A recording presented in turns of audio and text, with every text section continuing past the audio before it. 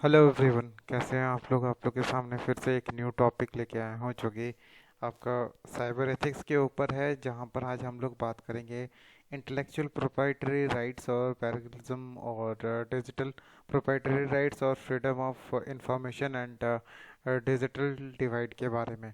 जहाँ पर आज हम लोग इस सारी चीज़ों के ऊपर हम लोग ब्रीफली डिस्कस करने जा रहे हैं। चलिए स्टार्ट करते हैं। यहाँ पर पहला तो है आपका इंटेलेक्चुअल प्रॉपर्टी राइट्स। तो इंटेलेक्चुअल प्रॉपर्टी राइट्स है क्या चीज़? इंटेलेक्चुअल प्रॉपर्टी राइट्स एक ऐसा राइट्स है जहाँ पर अगर कोई इंसान अगर कोई भी एक ऐसा खुद से अगर कोई भी चीज़ अगर इनोवेट करता है या फिर खुद से अगर वो चीज़ जनरेट करता है या फिर बनाता है, तो अगर उसको अगर कोई दूसरा इंसान अगर सेम टू सेम अगर कॉपी कर लेता है तो फिर ये कॉपीराइट के ऊपर इशू होता है, जो कि एक इंसान ने खुद से मेहनत करके वो चीज़ बनाया है और अगर दूसरा कोई उस चीज़ को कॉपी कर ले तो फिर उसका जो मेहनत है वो बेकार हो जाएगा। तो इसी के लिए यहाँ पर इंटेलेक्चुअल प्रोप्राइटरी राइट्स का यहाँ पर लॉज आया है, जहाँ पर ये साइबर एथिक्स में ये एक इम्पॉर्टेंट पार्ट रोल करता है। जहाँ पर आप देख सकते हैं कि इंटेलेक्चुअल प्रोप्राइटरी राइट्स के अंदर ये सारी चीज़ें हैं जो कि यहाँ पर आती हैं, जहाँ पर जैसे कि डेटाबेस राइट्स हो गया, पेरेंट्स हो गया, डिज़ाइन राइट्स हो गया, या फिर परफॉर्मर्स राइट्स हो गए, या फिर कॉपी राइट्स हो गए, या फिर ट्रेडमार्क हो गया। ये सारी चीज़ें इसके अंतर्गत आती है। और यहाँ पर जो इंटेलेक्चुअल प्रॉपर्टी राइट्स अगर उसको देखा जाए तो ये क्या होता है, ये एक पर्सन जो कि क्लेम करता है कि अगर वो खुद से उस चीज़ को इनोवेट किया है या फिर खुद का वो रिकॉर्डिंग है या फिर वो खुद से अगर वो चीज़ बनाया है, और अगर दूसरा कोई अगर उस चीज़ को अगर कॉपी कर लेता है तो ये इसके उसको वायलेशन मतलब तोड़ता है, ये इसका जो नियम है उस नियम को तोड़ता है। तो यहाँ पर उसके अगेंस्ट में ये चोरी का केस मतलब आ जाता है कि भाई किसी ने खुद से वो चीज़ बनाया है और किसी ने उसको चोरी करने की कोशिश की है।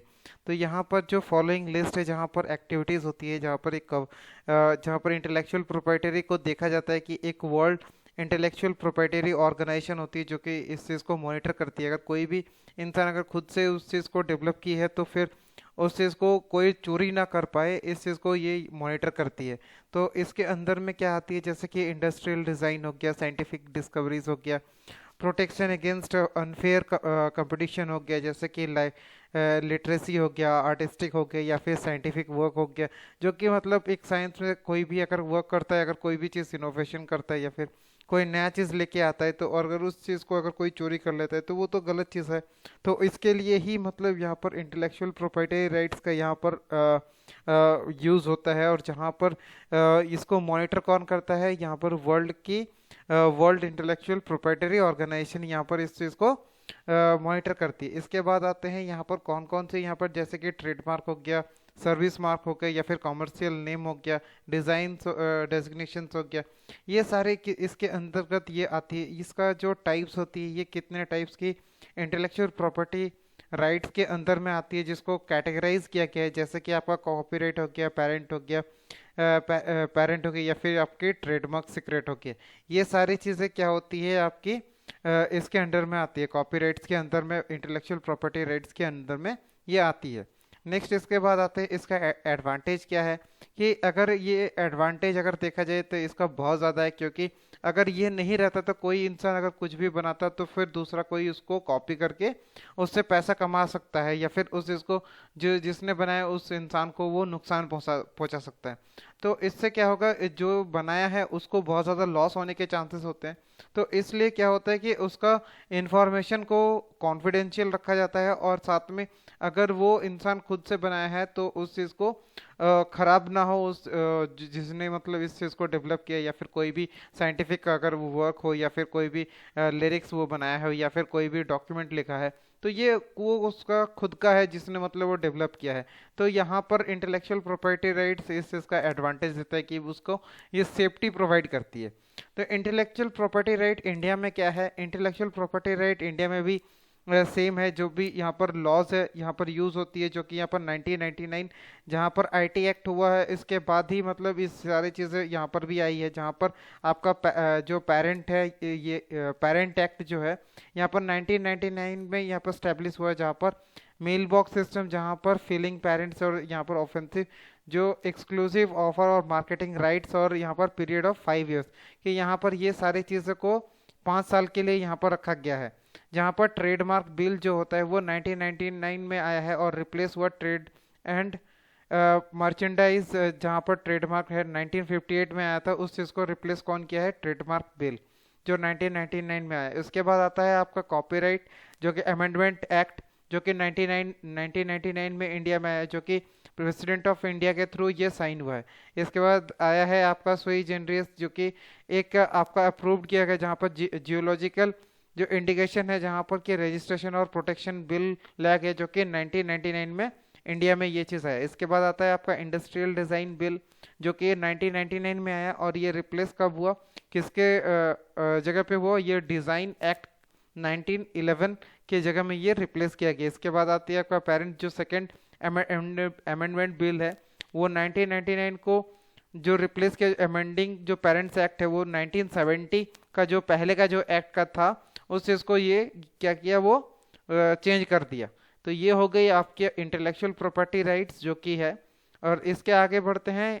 पैरागिज्म क्या है? ये एक एथिकल पैरागिज्म है जहाँ पर कोई भी चीज़ अगर कोई अगर खुद से डेवलप किया उस चीज़ को चोरी करना, या फिर एक ऐसा यहाँ पर आप देख सकते हैं plagiarism is an act when take someone works and try to pass off their own illegal, and plagiarism is a considered to literacy theft, जहाँ पर इसका मतलब यह है कि कोई अगर लिटरेसी के अंदर में आता है, अगर कोई खुद से अगर कोई भी चीज़ अगर डिज़ाइन किया है या फिर लिखा है या फिर खुद से वो चीज़ बनाया है, जैसे कि आपका हो गया कोई सॉफ्टवेयर डेवलप किया है या फिर कोई भी चीज़ अगर वो डॉक्यूमेंट बनाया है, तो उस डॉक्यूमेंट को कोई अगर कॉपी ना कर सके, इस चीज़ के लिए पैरागिज्म यहाँ पर यूज़ हुआ है। जहाँ पर आप यहाँ पर देख सकते हैं कि ऑल्सो एक क्वेश्चन भी दिया है कि जिससे कि आपको बेहतर तरीके से समझ में आए। यहाँ पर कि एक कंप्यूटर प्रोग्राम है जो कि बनाया गया है एक क्लासमेट के थ्रू, और एक जब सबमिट होता है ये एक दूसरे के जरिए दूसरे के जरिए अगर वो चीज़ कॉपी करके दिया जाता है, तो क्या ये पैरागिज्म के अंदर में आता है? हाँ, ये एक पैरागिज्म के अंदर में ही आता है कि यहाँ पर कॉपी किया जा रहा है। कोई एक ऑलरेडी एक प्रोग्राम को बनाया है, उस चीज़ को कॉपी अगर कोई दूसरा कोई करता है तो फिर ये इसी के अंडर में आती है। तो ये हो गई बात। नेक्स्ट आगे चलते हैं। नेक्स्ट आती है आपकी digital property rights. Digital property rights में क्या आता है? आपका डेटा, इंटरनेट अकाउंट्स या फिर अदर राइट्स जो कि डिजिटल वर्ल्ड के अंतर्गत ये चीज़ आती है, जो कि इंक्लूडिंग राइट्स और इंटेलेक्चुअल प्रॉपर्टी राइट्स के अंडर में ही यह चीज़ आती है।